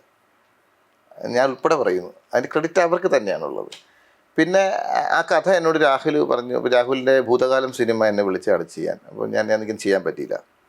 അപ്പോൾ അത് കഴിയുമ്പോൾ ഈ കഥ പറയാൻ രാഹുൽ എന്നെ വിളിച്ചു. അങ്ങനെ രാഹുൽ ഞാൻ ഹോട്ടലിൽ വന്നു, എന്നോട് കഥ പറഞ്ഞ് കഴിഞ്ഞപ്പോൾ ഞാൻ രാഹുലെ ഈ വർഷത്തെ ഹിറ്റ് പടങ്ങളിൽ ഒന്നാണിത് എന്ന് പറഞ്ഞു. ജോഷിലെ ചെയ്യുമോ ചോദിച്ചപ്പോൾ ഞാൻ രാഹുലെ എനിക്ക് കുറേ പ്രശ്നങ്ങളിലാണ് ഞാൻ നിൽക്കുന്നത്, ഞാൻ നോക്കട്ടെ എന്ന് പറഞ്ഞിട്ട് ഞാൻ ആ സ്ക്രിപ്റ്റ് തരാൻ വേണ്ടിയാണ് വന്നത്. വാങ്ങിച്ചു, ഞാൻ ഫ്ലാറ്റിൽ കൊണ്ടുവച്ചു, ഒന്നുകൂടെ വായിച്ചപ്പോൾ ഇതിൽ എന്തൊക്കെയോ സാധ്യതകളുണ്ട് നമ്മളൊക്കെ ചെയ്യട്ടെ. അങ്ങനെ ഞാൻ രാഹുലിനെ വിളിച്ചു, രാഹുലിനെ പോയി കണ്ടു. അപ്പോൾ രാഹുലിൻ്റെതായ കുറേ സജഷൻസ്. അപ്പം എല്ലാത്തിനും പുള്ളിക്ക് സൊല്യൂഷൻസ് ഉണ്ട്. അതേ പറയാം, ആ ചെറുപ്പക്കാരൻ എല്ലാത്തിനും സൊല്യൂഷൻ ഉണ്ട്. നമ്മൾ എന്ത് ചോദിച്ചാലും അതിന് സൊല്യൂഷൻ ഉണ്ട്. പക്ഷേ ആർട്ടിൻ്റെ കാര്യത്തെപ്പറ്റി പുള്ളിക്ക് ധാരണയുണ്ട്. പക്ഷേ ഞാൻ കാണുന്ന അത്രയും വിഷ്വൽ പുള്ളി കാണാൻ പറ്റിയില്ല അതിനകത്ത്. അപ്പോൾ എന്നോട് ഞാൻ പറഞ്ഞു, നമുക്ക് പ്രൊഡക്ഷൻ ഡിസൈൻ വേണം രാഹുലെ, പിന്നെ എനിക്ക് നല്ല കാശ് തരണം എന്നാലേ ചെയ്യുള്ളൂ അതേ പറഞ്ഞു. അങ്ങനെ ഉണ്ട്, ഞാൻ ചെയ്യാമെന്ന് പറഞ്ഞു. അങ്ങനെ പുള്ളി ഓറ്റു, ഞാൻ ഓക്കെ പറഞ്ഞു. ഞാൻ ചെല്ലുന്നു. 9 മാസത്തെ പ്രീ പ്രൊഡക്ഷൻ വർക്കാണ് ഭ്രമയുഗം. എന്നിട്ട് ഓരോന്നും ഞങ്ങൾ വരച്ച് അതിനകത്ത് ഒളപ്പമണ്ണ മനയിലെ ഉമ്മറവും വരിക്കാശി മലയുടെ നടുമുറ്റവും ഒഴിച്ചാൽ ബാക്കി മുഴുവൻ എറണാകുളത്തെ ഫ്ലോറിലാണ്, സെറ്റാണ്. എല്ലാം പല 9 ഫ്ലോറായിട്ട് സെറ്റ് ഇട്ടിരിക്കുക. ബാക്കി മൊത്തം ഈ 2 ഔട്ട്ഡോർ ചെയ്തിട്ടുള്ളൂ. ഒളപ്പമണ്ണ മനയിൽ മമ്മൂട്ടിരിക്കുന്ന സീനും അതിൻ്റെ നടുമുറ്റത്തിരുന്ന് ആ ചതുരംഗം കളിക്കുന്നതും അടുക്കളയും ബാക്കി മുഴുവൻ എറണാകുളത്തെ ഫ്ലോറിലിട്ട സെറ്റാണ്. ഇതുപോലെ തന്നെയാണല്ലോ പത്തേമാര് സിനിമയിലും ഗൾഫ് മൊത്തം ഗൾഫ് നമ്മൾ തെറ്റിട്ടത് പൂമ്പാറ്റയ്ക്കകത്താണ്. അത് പൂമ്പാറ്റ സ്റ്റുഡിയോയ്ക്കകത്ത് മറ്റേ തമ്മനത്തുള്ള ഫുൾ അതിനകത്തിട്ടൊക്കെ സെറ്റ്. എല്ലാ കാലഘട്ടത്തിലെ മുറിയും എല്ലാം അതിനകത്ത് തന്നെയാണ്. ഈ മമ്മൂട്ടിയെ പോലൊരു നടൻ കൂടി അതിലേക്ക് വരുമ്പോഴേ ആളെ കൺവിൻസ് ചെയ്യിപ്പിക്കാന്ന് പറയുന്ന ഒരു പ്രശ്നം കൂടി ഇല്ലേ? ഏത് സെറ്റ് ഇത് അല്ല, അത് അദ്ദേഹം നല്ല വളരെ വലിയ മനുഷ്യനല്ലേ, പുള്ളിക്ക് എല്ലാത്തിനെ പറ്റി അറിയാവുന്ന ഒരാളാണ്. അപ്പോൾ പുള്ളി ഇങ്ങനെ സംശയങ്ങൾ ചോദിക്കും, സംശയം ചിലപ്പോൾ ദേഷ്യപ്പെടും. അപ്പം നമ്മളതിന് ഉത്തരം പറയണം. നമ്മൾ ചെയ്യുന്ന ജോലിയോട് ഒരാൾ വന്ന് ചോദിക്കും ഇതെന്താന്ന് ചോദിച്ചാൽ ഉത്തരം പറയാൻ തീരാവുന്ന കാര്യമല്ലേ ഉള്ളൂ. ഒരിക്കലും പറയുന്നുണ്ട് കുഞ്ഞനന്ദന്റെ കട, അത് പാലക്കാട് ഞങ്ങൾ നെന്മാറെ സെറ്റ് ഇട്ടപ്പം അദ്ദേഹത്തിന് മനസ്സിലായില്ലായിരുന്നു സെറ്റാണ്. അപ്പോൾ നമുക്ക് ആ ചെറുപ്രായത്തിലൊക്കെ നമുക്ക് കിട്ടിയ ഒരു വലിയ അംഗീകാരമായിരുന്നു അത്. വളരെ സ്നേഹമാണ്. പുള്ളി ഒരു 4 സിനിമ ഞാൻ ചെയ്തിട്ടുണ്ട്. 4 സിനിമ അത്യാവശ്യം നല്ല സിനിമകളാണ്. ഭ്രമയുഗവും കുഞ്ഞനന്ദന്റെ കടയും മുന്നറിയിപ്പും വേണുസാർ ചെയ്ത പടം മുന്നറിയിപ്പ്, പിന്നെ ഒരു പടം കൂടെ ഉണ്ട് പത്തേമാരി. 4 പടം അദ്ദേഹം ഞാൻ ഷൂട്ട് ചെയ്തിട്ടുണ്ട്. 4 നല്ല സിനിമകളായിരുന്നു. കുറച്ചുമ്പോ സംസാരിച്ചോ പറഞ്ഞു എനിക്ക് നല്ല പൈസ വേണം എന്ന് പറഞ്ഞ് ചോദിച്ചു വാങ്ങുന്നുണ്ട്. ഇവിടെ മലയാള സിനിമയില് അടുത്തിടെ കുറെ വിവാദങ്ങളൊക്കെ ഉണ്ടായപ്പം ടെക്നീഷ്യൻസ് ഒക്കെ കൂടുതലും പറയുന്നത് അവരെ പരിഗണിക്കാറില്ല എന്ന് പറയാറ്. അതിന്റെ പ്രശ്നം എന്ന് പറയുന്നത് ഞാൻ പറയുന്ന ഒരു കലാകാരനും അല്ല ഏത് മനുഷ്യനായാലും അവൻ്റെ കഴിവിൽ ഉറച്ചു നിൽക്കുക. എനിക്ക് കഴിവുണ്ടെങ്കിൽ എനിക്ക് ചോദിക്കാൻ പറ്റും. അവന് കഴിവുണ്ടെങ്കിൽ അവൻ അർഹിക്കുന്ന പൈസ കിട്ടിയിരിക്കണം, തന്നില്ലേ ചോദിച്ചു പഠിക്കണം. അപ്പോൾ ഒരു കാര്യം കൂടെ സിനിമയുമായി ബന്ധപ്പെട്ട് തന്നെയാണ്, പക്ഷെ കുറച്ച് പൊളിറ്റിക്കൽ വിഷയമാണെങ്കിൽ പോലും പ്രൊഡ്യൂസേഴ്സ് കഴിഞ്ഞ ദിവസം പറയുന്നുണ്ടല്ലോ സാമ്പത്തിക പ്രതിസന്ധി സിനിമയ്ക്കുണ്ട്. ഇപ്പൊ പൊന്മാൻ നല്ല രീതിയിൽ ചർച്ച ചെയ്യപ്പെട്ട പടമാണ്, ആളുകൾ ആഘോഷിക്കുന്നുണ്ട്, സോഷ്യൽ മീഡിയ ആഘോഷിക്കുന്നുണ്ട്, സിനിമ മറ്റ് ഏരിയകളെല്ലാം ഇത് ആഘോഷിക്കപ്പെടുമ്പോഴും അതും സാമ്പത്തികമായിട്ട് അത്ര വലിയൊരു പ്രതീക്ഷിച്ച വിജയം സിനിമയ്ക്ക് സംശയത്തിരിക്കുന്നു. പൊന്മാൻ സിനിമ എന്ന് പറഞ്ഞാൽ ഞങ്ങൾ 2ാമത്തെ ആഴ്ച ഇപ്പം 2ാം വാരത്തിൻ്റെ പോസ്റ്റർ ഒട്ടിച്ച് കഴിഞ്ഞു. അത് ഞങ്ങൾ വളരെ ഹാപ്പിയാണ്, സേഫാണ്. നമ്മൾ സാമ്പത്തികമായിട്ട് വളരെ ഭദ്രമായ പടമാണ് പൊന്മാൻ. നമുക്ക് 2 രീതിയിൽ ഇത് ഗുണമുണ്ട്. നമുക്ക് ആൾക്കാർ കണ്ട് രസിക്കാൻ പറ്റിയൊരു പടം. 2ാമത് സാമ്പത്തികമായിട്ട് ഭദ്രമാകുക പടം. നമുക്കൊരു ഒരു ഒരു ഒരു മെസ്സേജ് പാസ് ചെയ്യാൻ പറ്റുന്ന പടം. അതൊക്കെ ഈ സമയത്ത് നമുക്ക് അങ്ങനെ സിനിമ ഇറക്കാൻ പറ്റിയതും അത് ആൾക്കാർ കണ്ടെന്നറിയുന്നതും വിജയിച്ചെന്നറിയുന്നതും ഒരു സോഷ്യൽ മീഡിയയിൽ ഒരു നെഗറ്റീവുമില്ലാത്ത പടമാണ് പൊന്മാൻ. എന്നെ അത്ഭുതപ്പെടുത്തിയ അതാണ്. ഒരു ഫേസ്ബുക്ക് പോസ്റ്റ് പോലും ഒരാൾ പോലും ഇതുവരെ നെഗറ്റീവ് കമൻറ്റ് പറഞ്ഞിട്ടില്ല. അതാണ് പൊന്മാൻ്റെ വിജയമായിട്ട് ഞാൻ കാണുന്നത്. ഈ കാർബണും ലോർഡ് ലിവിങ്സ്റ്റൺ 7000 കണ്ടി പോലെയുള്ള സിനിമകൾ കാട്ടിനകത്ത് നടക്കുന്ന, അപ്പൊ അതൊന്ന് പറയാം, ആ അനുഭവം ഒന്ന് പറയാം. അത് കാട് നല്ല അനുഭവമാണ്. കാട് നമ്മൾ ലോർഡ് ലിവിങ്സ്റ്റൺ 7000 കണ്ടിയാണ്. അപ്പോൾ അതിനകത്ത് അനിൽ രാധാകൃഷ്ണൻ എൻ്റെ ഡയറക്ടർ. അപ്പോൾ അത് പുള്ളി അദ്ദേഹത്തിൻ്റെ ആദ്യം നോർത്ത് 24 കാലം ഞാനാണ് കലാസംവിധാനം, അത് ഈ സപ്തമസ് സസ്കര അതും ഞാനാണ് കലാസംവിധാനം. അങ്ങനെ 3ാമത്തെ സിനിമയാണ് ഈ നോർത്ത് ഇത്. അപ്പോൾ ഇങ്ങനെ ഒരു ആശയം വന്നപ്പോൾ എന്നെ വിളിച്ചിട്ട് ഇങ്ങനെ മരത്തിൻ്റെ മേളിലൊരു ഗ്രാമം വന്ന് വെച്ച്, അപ്പോൾ അത് കൊള്ളാലോ. അപ്പോൾ നമ്മൾ വേറൊരു പടം വന്നപ്പോൾ ഞാൻ അത് വിട്ട്, ഇത് കൊള്ളാം, ഇതിൻ്റെ പുറകെ പോവാം. അങ്ങനെ ഞങ്ങൾ അന്വേഷണം തുടങ്ങി കാട്. അപ്പം ഞാൻ കാട് അങ്ങനെ വല്ലപ്പോഴൊക്കെ ഇങ്ങനെ കൂട്ടുകാരൊക്കെ ആയിട്ട് പോയിട്ടല്ലാതെ നമ്മളൊരു ജോലിയുടെ ആവശ്യത്തിന് കാടിനെ സമീപിച്ചിട്ടില്ല. അപ്പം അങ്ങനെ കാട് പോയി തുടങ്ങിയപ്പോൾ നല്ല ഇൻട്രസ്റ്റിംഗ് ആയിട്ട് തോന്നി. അങ്ങനെ കാട്ടിലേക്ക് പോയി കേരളത്തിൽ അങ്ങോളം ഇങ്ങോട്ടുള്ള തമിഴ്നാട്ടിലും ഒക്കെ ആയിട്ടുള്ള ഒരുപാട് സ്ഥലങ്ങൾ യാത്ര ചെയ്യാൻ പറ്റി, കാടിനെ അടുത്തറിയാൻ പറ്റി.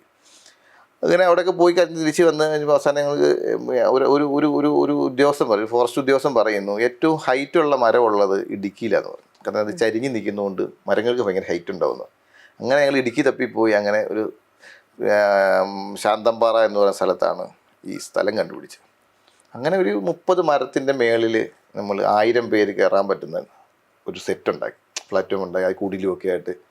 അങ്ങനെ ഒരു 1000 പേർക്ക് മേളിൽ, അത് 100 അടി ഹൈറ്റിൽ, 100 അടി ഹൈറ്റ് എന്ന് പറയുമ്പോഴത്തേക്കും ഒരു 100 അടി ഒരു 80 അടി കൂട്ടിക്കും. 80 അടി പറയുമ്പോൾ 8 നില ഹൈറ്റിൽ ഈ 1000 പേരെ കയറ്റി നിർത്തി ചെയ്യാൻ പറ്റുന്ന രീതിയിലുള്ള ഒരു സെറ്റ് ഗ്രാമമൊക്കെ ഉണ്ടാക്കി.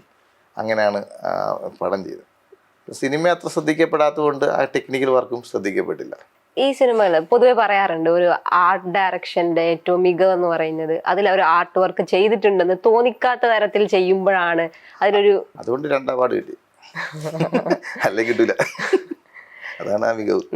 നമ്മൾ കഥയ്ക്ക് ചേരുന്ന പശ്ചാത്തലം അത് നമ്മൾ ഉണ്ടാക്കി വെച്ചാൽ എന്തിനാ പറയുന്നത്?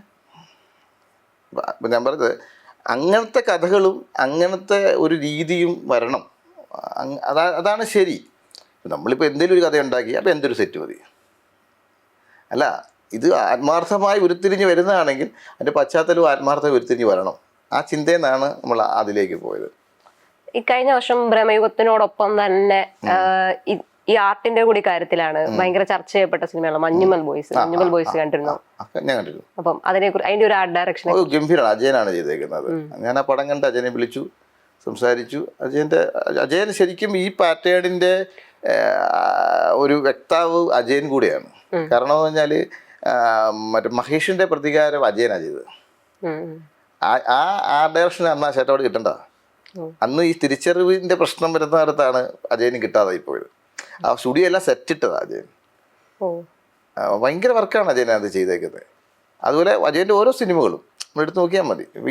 ഇപ്പം കഴിഞ്ഞ 24-ന് മത്സരിക്കുന്നത് ഞാനും അജയനും കൂടെ, ബ്രഹ്മയുഗവും മഞ്ഞുമേൽ ബോയ്സ്. അവൻ പറയും നിനക്ക് കിട്ടണോ, ഞാൻ പറയും അവന് കിട്ടണോ. അത്ര ബന്ധം അജയനുമായിട്ട്. ഉഗ്രം വർക്കായിരുന്നു അത്. നമ്മൾ പൊന്മാനിലേക്ക് തന്നെ വരുമ്പോഴേ അതിലെ കഥാപാത്രങ്ങളെ ഓരോരുത്തരെയും കാസ്റ്റ് ചെയ്യുന്നതിന് നമ്മൾ ബേസിലിന്റെ കാര്യം പറഞ്ഞു, സജിന്റെ കാര്യം പറഞ്ഞു, ബാക്കിയുള്ളവരിലേക്ക് വരുമ്പോഴേ അവരെയൊക്കെ എങ്ങനെയാണ്? ഇപ്പൊ ലിജോ നമുക്ക് എന്തായാലും നമ്മൾ 3-4 ആൾക്കാരിലേക്കൊക്കെ ചിന്ത പോകുന്നു. അങ്ങനെ പിന്നെയും നമ്മുടെ മനസ്സ് ഇങ്ങനെ പറയുന്നു അത് ലിജോ മോളി ചെയ്ത കൊള്ളാം. അപ്പം പിന്നെ നമ്മളങ്ങ് ഉറക്കി ഒരിടത്തോട്ട് ഇനി എന്ത് വന്നാലും ഇതിന് മാറില്ല എന്ന് തീരുമാനം എടുക്കും. ആ തീരുമാനത്തിൻ്റെ പുറത്താണ് ലിജോ വരുന്നത്, കഥ കേൾക്കുന്നത്, കമ്മിറ്റ് ചെയ്യുന്നത്. അപ്പം തന്നെ പുള്ളിക്കാരും ഒക്കെ പറഞ്ഞു ആ സിനിമയിലേക്ക് വരികയാണ് ചെയ്തു. പിന്നെ ആനന്ദ് മന്മഥൻ്റെ ജയജോഹോ സിനിമ കണ്ടിട്ടാണ് അതിലൊരു റിയാക്ഷൻ ഉണ്ട് പുള്ളിയുടെ. ഈ തല്ലും കൊടുത്തിട്ട് ഇരിക്കുന്ന സമയത്ത് അമ്മ ചോദിക്കുന്നൊരു ചോദ്യമുണ്ട്, നിങ്ങളുടെ ഭർത്താവിനാണ് നിങ്ങൾ തല്ലുവോ ചോദിക്കും. അപ്പോൾ ആങ്ങളൊരു പുച്ഛം കലർന്ന ഒരു റിയാക്ഷൻ ഉണ്ട്. അത് കണ്ടിട്ടാണ് ഞാൻ ആനന്ദ് മന്മഥൻ ഈ സിനിമയിലേക്ക് വിളിക്കുന്നത്.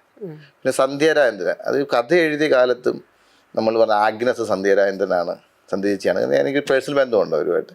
അല്ലാതെ എന്തുകൊണ്ട് ഞാൻ എപ്പോഴും പറയും ആഗ്നസ് എപ്പോഴും സന്ധ്യാരാജേന്ദ്രൻ അവരായിരിക്കണം എന്ന് എപ്പോഴും പറയാമായിരുന്നു. അതിനകത്ത് ആ ഉറച്ച തീരുമാനം പിന്നെ മാറിയിട്ടില്ല. അതാണ് ആഗ്നസ്. ആ കഥാപാത്രത്തെ കുറിച്ച് ഇപ്പോൾ സോഷ്യൽ മീഡിയയിൽ ഏറ്റവും കൂടുതൽ ചർച്ച ചെയ്യപ്പെടുന്നത്. അത് അങ്ങനത്തെ അമ്മമാർ നമ്മുടെ ചുറ്റും ഉണ്ടെന്നേ. അത് നമ്മൾ അറിയാതെ പോകുന്നത്, അത് ഒരു കഥാകൃത്ത് കണ്ടെടുത്തോണ്ട് വരികയല്ലേ. അപ്പോൾ അത് ശ്രദ്ധിക്കപ്പെടേണ്ടത് നമ്മുടെ ആവശ്യമാണ്. ഒരേ സമയം കള്ളം പറയേണ്ടി വരുന്നുണ്ട്. അതെ, അത് നിലനിൽപ്പാണല്ലോ മനുഷ്യൻ. ഒരു അവസ്ഥ വരെയുള്ളൂ. ഇതാ പുസ്തകത്തിൽ എഴുതിയിട്ടുണ്ട് എന്തുവാ ചേട്ടാ, സിനിമയിൽ അത് വരുത്താൻ ഞങ്ങൾക്ക് പറ്റിയില്ല. അതാ പുള്ളി പുസ്തകത്തിൽ എഴുതിയിട്ടുണ്ട് നന്നായിട്ട്. വ്യവസ്ഥയൊക്കെ ഒരവസ്ഥ വരേ ഉള്ളൂ, അത് കഴിഞ്ഞ് പിന്നെ ഇല്ലല്ലോ. ഇതുപോലെ നമ്മൾ സാമൂഹിക പശ്ചാത്തലത്തെ കുറിച്ച് നേരത്തെ സംസാരിച്ചപ്പോ ഈ പറയുന്ന കല്യാണ വീടുകളിലേക്ക് ഈ സ്വർണ്ണ ഏജന്റുകൾ അന്വേഷിച്ചു വരുന്ന ഒരു രീതി, അതൊക്കെ ഇതൊക്കെ ഞങ്ങളുടെ എനിക്ക് തോന്നുന്നു കുറെ വർഷങ്ങൾക്ക് മുമ്പുള്ള സംഭവമല്ലേ. ഇത് വലിയ വലിയ ഭാഗ്യമായിരുന്നു. ഈ ഇങ്ങനെ കല്യാണം കഴിക്കാൻ വയ്യാത്ത കുട്ടികളുടെ വീട്ടിലേക്ക് വാടകയ്ക്ക് സ്വർണം കൊണ്ടു കൊടുക്കുക, അന്ന് പിരിവ് കിട്ടുന്ന പൈസയ്ക്ക് പിറ്റേന്ന് പിരിവും മേടിക്കുക. അപ്പോൾ ആരും അറിയുന്നുമില്ല, എന്നാൽ അവർക്ക് വലിയ ബുദ്ധിമുട്ടില്ലാതെ അവിടെ കാര്യം നടക്കുന്നത് വലിയ അനുഗ്രഹമുള്ള കാര്യം. അതിൽ നിന്ന് ഒരു മോശം പ്രവൃത്തി സംഭവിച്ചപ്പോഴാണല്ലോ ഈ അജേഷ് എൻ്റെ പൊന്നു പോയി കഥയുണ്ടാകുകയും ചെയ്യുന്നത്. ഇതൊക്കെ ആരും അറിയാതൊക്കെ പോയിക്കൊണ്ടിരിക്കുന്ന ഒരുപാട് കാര്യങ്ങളാണ്. അതൊക്കെ എന്നെ സംബന്ധിച്ച് അതങ്ങനെ കൊടുക്കുന്ന ഇത് വേണ്ടാന്ന് പറയുന്ന ആളാണ് ഞാൻ. പിന്നെ അത് സഹായമാകുന്നേ ആയിക്കോട്ടെ, പക്ഷെ അത് വേണ്ട, അത് ചെയ്യുന്നത് ശരിയല്ല എന്നുള്ള ഇതാണ് ഞാൻ നിലനിൽക്കുന്നത്. അതിപ്പോ കൊല്ലത്ത് മാത്രമല്ല, ഇപ്പോ കോട്ടയം ആയാലും ആ ഏരിയകളിൽ പല സ്ഥലങ്ങളുണ്ട്. എൻ്റെ നാട് ആലപ്പുഴയിലുണ്ട്, എല്ലാ സ്ഥലത്തും ഉണ്ട്. അത് സഹായമാണ് ശരിക്കും പറഞ്ഞാൽ ഈ പിരിവ് കിട്ടുക എന്ന് പറയുന്നത്. നമ്മളിപ്പോൾ നമ്മളൊരു ചിട്ടി ചേരുന്ന പോലെ, നമ്മൾ മോള് വളർന്നു വരുന്നു, അപ്പോൾ അവൾ കല്യാണം കഴിക്കുക, 25 വയസ്സാണ് കല്യാണം, അപ്പോൾ 5 വർഷം മുമ്പ് നമ്മൾ പൈസ കൊടുത്ത് തുടങ്ങുക, 500 ആയാലും 1000 ആയാലും കൊടുക്കും. അങ്ങനെ പല സ്ഥലത്ത് കൊടുത്ത് വരുമ്പോൾ അത് വലിയ തുകയാവും. തിരിച്ചു വരുമ്പോൾ 5 ലക്ഷം രൂപ, അപ്പോൾ ഒരു തുകയായി നമുക്ക് നമ്മുടെ കാര്യങ്ങൾ നടത്താനുള്ളൊരു തുകയായി മാറും. ചിട്ടി തന്നെയാണ്, ചിട്ടി പരിപാടി തന്നെയാണ്, അതിൻ്റെ ഒരു വെറി കൺസെപ്റ്റാണ്. ഇതൊക്കെ പറയുന്നത് ഒരു അടിസ്ഥാന വർഗത്തിന്റെ കൂടി കഥയാണല്ലോ പറയുന്നത്. ഇവരാരും സാമ്പത്തികമായി മുന്നോക്കം നിൽക്കുന്ന ആളുകളല്ല. അപ്പം അങ്ങനെയുള്ള ജീവിതങ്ങളെ അവതരിപ്പിക്കുമ്പോ അപ്പൊ അവരുടെ സ്ട്രഗിൾ ആണല്ലോ കൂടുതൽ ആളുകൾക്കും കണക്ട് ആവുക. അങ്ങനെയൊക്കെ ആലോചിച്ചാണോ ഇതില്? അങ്ങനെയൊന്നും നമ്മൾ ആരോട് ആണ് ഏറ്റവും അടുത്ത് നിൽക്കുന്നത് അവരുടെ ജീവിതങ്ങളല്ലേ നമുക്ക് പറയാൻ പറ്റൂ. നമ്മൾ ഇപ്പം കാശുള്ള ഒരു മോശക്കാരെന്നല്ല പറഞ്ഞത്, നമ്മൾ വേറൊരു ഹൈ ലെവലിലാണ്, കോർപ്പറേറ്റ് ലെവലിലാണ് നമ്മൾ നിൽക്കുന്നതെങ്കിൽ നമുക്ക് അവരുടെ കഥ പറയാനേ തോന്നുള്ളൂ. നമ്മളെന്നും ചിന്തിച്ച് നിൽക്കുന്നതും നടക്കുന്നതും ഇരിക്കുന്നതും എല്ലാം സാധാരണപ്പെട്ട മനുഷ്യരുടെ കൂടെ ആയതുകൊണ്ടും അങ്ങനെ അനുഭവങ്ങൾ നമ്മുടെ ജീവിതത്തിൽ ഉള്ളത് കൊണ്ടും അങ്ങനെ സിനിമ ഉണ്ടാവും. അല്ലാതെ അങ്ങനെ ഒന്നും പ്ലാൻ ചെയ്തല്ല, ഇത് ഓർഗാനിക്കായിട്ട് ഉണ്ടായ പ്രോസസ്സാണ്, പ്ലാൻഡ് അല്ല ഒന്നും. ഇനിയും അടുത്തൊരു സിനിമ ചെയ്യാൻ നിൽക്കുകയാണെങ്കിൽ ഇതൊരു സീരിയസ് വിഷയം തന്നെയാണോ കൈകാര്യം ചെയ്യുന്നത്? സിനിമകളെ അങ്ങനെ സമീപിക്കാനാണോ? വിഷയം അല്ല, നമുക്ക് സീരിയസ് വിഷയമാണോ എന്ന് ഓഡിയൻസ് അല്ലേ തീരുമാനിക്കുന്നത്, ഞാനത് തീരുമാനിക്കേണ്ട കാര്യമില്ലല്ലോ. പക്ഷെ ഉള്ളിലൊരു ഇതുണ്ടാവുമല്ലോ. അങ്ങനെയില്ല, സീരിയസ് ആണോ കോമഡി ആണോ ട്രാജഡി ആണോ ത്രില്ലർ ആണോ എന്ന് ഓഡിയൻസിന്റെ കാഴ്ചപ്പാടാണ്. ഞാൻ എൻ്റെ എനിക്കിഷ്ടമുള്ള ഞാനൊരു പ്രോസസ്സാണ് ചെയ്യുന്നത്, അതിനെ കണ്ടിട്ട് ജനമല്ല തീരുമാനിക്കുന്നത്. ഇപ്പം ഇതിന് എന്ത് ജോണർ പറയാൻ പറ്റും പൊന്മാന്? ഏത് തരം സിനിമയെന്ന് പറയാൻ പറ്റും? എനിക്ക് ഒരു ഉത്തരവില്ല പറയാൻ. ഓഡിയൻസ് ആയാലും കണ്ടിട്ട് അതിന് ഉത്തരം പറയട്ടെ. സത്യൻ അന്തിക്കാട് സാറ് എന്നെ വിളിച്ചിട്ട് ഞാൻ പുള്ളിയെ കണ്ടപ്പോഴും പുള്ളി പറഞ്ഞു ഇതിനൊരു ജോണറില്ലാത്ത പടമാണ് നീ ചോദിച്ചേക്കുന്നത് പറഞ്ഞു. പിന്നെ എനിക്ക് ഇല്ല, ഇനി അടുത്ത സിനിമ ഏത് തരമാണെന്ന് നമുക്ക് അറിയില്ലല്ലോ. അത് ഇന്ദുവൻ തന്നെയാണ് എഴുതുന്നത്. ഇന്ദുവൻ ചേട്ടൻ എന്ന് സിനിമ എനിക്ക് എഴുത്തില്ല എന്ന് പറഞ്ഞാൽ അന്നേ മാറ്റുള്ളൂ. ഇന്ദുവൻ ചേട്ടൻ തന്നെയാണ് അടുത്ത കഥ എഴുതുന്നത്. അത് ഗംഭീരമായി വരുന്നുണ്ട്, ഞങ്ങളുടെ കാഴ്ചയിൽ ഗംഭീരമായി വരുന്നുണ്ട്. പുസ്തകമായിരുന്ന ഏതെങ്കിലും ഒന്നുമല്ല, പുതിയ കഥയാണ്. അപ്പൊ അതാണ് അടുത്ത സിനിമ. അപ്പൊ അത് ഏകദേശം ധാരണയൊക്കെ ആയി. ഞങ്ങൾ നേരത്തെ പ്ലാൻ ഉണ്ടായിരുന്നു, ശകലം പണിയുണ്ട് അദ്ദേഹത്തിന് ഒന്ന് ഇതായി വരാൻ ഇച്ചിരി സമയം എടുക്കും, ഒരു സ്റ്റഡി ചെയ്തുകൊണ്ടിരിക്കുകയായിട്ട്. ഫുൾ ടൈം ഡയറക്ഷൻ എന്നുള്ളൊരു ഇതാണോ? അല്ല, എനിക്ക് എന്നെ വിശ്വാസമായി എന്നെ കൊണ്ട് പറ്റുമെന്ന്. അപ്പം മിക്കവാറും ഫുൾ ടൈം ഡയറക്ടറായി തന്നെ മാറും. നമ്മൾ പറഞ്ഞു സീരിയസ് വിഷയം പ്രേക്ഷകരാണ് തീരുമാനിക്കേണ്ടതെന്ന് പറഞ്ഞു. പക്ഷെ ഈ സിനിമയുടെ അവസാനം ഒരു മെസ്സേജ് പോലെ ടൈലന്റിൽ പറയുന്നുണ്ടല്ലോ. അപ്പൊ ശരിക്കും അതിലൊരു മെസ്സേജ് ഉണ്ടല്ലോ. അപ്പൊ അതൊരു സീരിയസ് ആയിട്ടുള്ള മെസ്സേജ്. അത് സീരിയസ് എന്ന് പറയുമ്പോൾ രണ്ട് കാര്യം ഉണ്ടല്ലോ. നമുക്ക് ഇതിപ്പം തമാശ കാണുന്ന നമ്മൾ അങ്ങനത്തെ ടൈപ്പ് ഓഫ് സിനിമ കാണുന്ന ആൾക്കാർക്കും സീരിയസ് ആയിട്ട് സിനിമ കാണുന്ന ആൾക്കാർക്കും കോളേജ് പിള്ളേർക്കും കുട്ടികൾക്ക് ആർക്ക് വേണേലും ആ ടൈലന്റ് ഇഷ്ടപ്പെടും. അമ്മച്ചിമാർക്ക് ഇഷ്ടപ്പെടും, കൊച്ചു പിള്ളേർക്ക് ഇഷ്ടപ്പെടും, അപ്പൂപ്പന്മാർക്ക് ഇഷ്ടപ്പെടും. അപ്പോൾ അങ്ങനത്തെ ഒരു ടൈലന്റ് അതല്ലേ കൊമേഴ്സ്യൽ. എല്ലാവർക്കും ഇഷ്ടപ്പെടുന്ന പുതിയ സാധനമാണല്ലോ കൊമേഴ്സ്യൽ. അപ്പം അതുകൊണ്ടാണ് പറഞ്ഞത് അത് നല്ല സിനിമയാണ്. അതിലൊരു വിമർശനാത്മകമായിട്ടൊരു കാര്യം ചോദിച്ചാൽ ആ സിനിമ അത്രയും വരെ കൃത്യമായ ആ പോയിന്റ് എന്താണെന്ന് നമ്മൾ അവസാനം പറഞ്ഞ സാധനം പറയുന്നുണ്ടല്ലോ. അവസാനം അങ്ങനെ ഒരു സീന്റെ ആവശ്യമുണ്ടോ? പൊന്നിലൂടാത്ത പെണ്ണിന്റെ അതെ അതെ. അത് എന്തുകൊണ്ട്? അതിപ്പോ നമ്മളിപ്പോ അത് എന്നോട് 1-2 പേര് ഒരു ഇന്നത്തെ ഇതുവരെ അത് ചോദിച്ചിട്ടില്ല. ചോദിച്ചു ഇവള് ഈ പൊന്ന് ഊരി വെക്കുമ്പോഴാണ് പറയുന്നത്, അല്ലാതെ പൊന്നിട്ടോട്ട് നിൽക്കുമ്പോഴല്ല പറയുന്നത്. അവിടെ കഴുത്തേന്ന് അവള് പൊന്നൂരി വെക്കുമ്പോഴാണ് പറയുന്നത് പൊന്നു തൊഴാത്ത പെണ്ണിനാണ് സൗന്ദര്യം എന്ന് പറയുന്നത്. അതിനകത്ത് ആൾക്കാരെടുക്കുന്ന രീതി പോലെ ഇരിക്കുകയാണ്. എങ്ങനെ വേണേ ഒരു വിഷയത്തെ വിമർശിക്കാമല്ലോ. ഞാനിതിനെ നല്ല രീതിയിൽ വിമർശിക്കാൻ ആഗ്രഹിക്കുന്നു. ഇതില് പൊന്നിന് പല അർത്ഥങ്ങൾ നമുക്ക് വേണമെങ്കിൽ എടുക്കാലോ. അപ്പോ അജേഷിന് പൊന്ന് ജീവിതമാണ്. അയാളുടെ എത്രയും കോൺഫിഡൻസ് ആണ്. അജേഷിന്റെ പൊന്നിന് കച്ചവടമാണ്, കച്ചവട പ്രോസസ്സാണ്. കൊണ്ട് കൊടുക്കുക, ഇടുക, പൈസ കൊടുക്കുക, അടിക്കുക, ഇതാണ് പുള്ളിയുടെ പ്രോസസ്സ്. സ്റ്റെഫിക്ക് സംബന്ധിച്ചുള്ള ഇത് ജീവിതമാണ്. മരിയാന പറഞ്ഞാൽ ഭാവിയാണ്. ഇത് വെച്ചിട്ട് വേണം ഇനി പ്ലാൻ ചെയ്യാൻ, ബാക്കിയുള്ളവരെ കെട്ടിച്ച് വിടാൻ. അങ്ങനെ ഓരോരുത്തർക്കും ആ പൊന്നിന്റെ ട്രാവൽ ഓരോ രീതിയാണ്.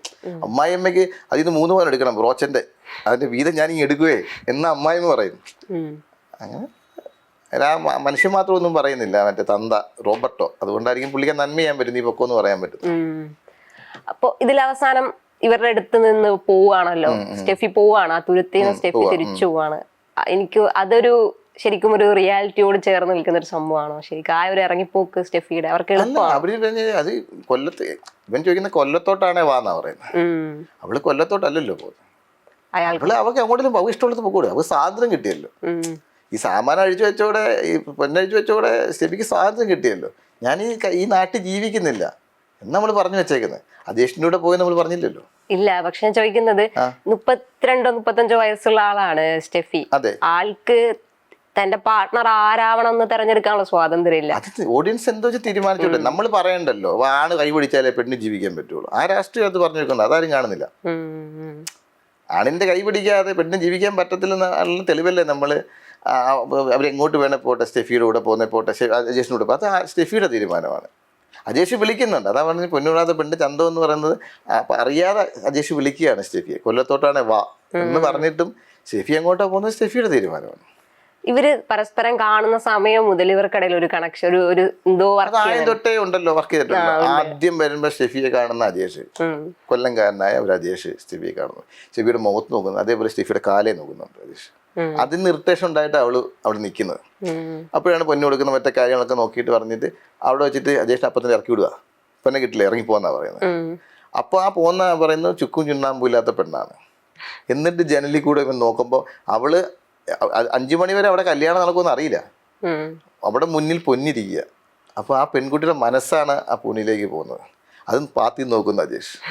അത് കഴിഞ്ഞ് പൊന്നിട്ട് ഒരുങ്ങിയിരുന്ന സ്റ്റെഫിയെ അജേഷ് കാണുന്നുണ്ട്.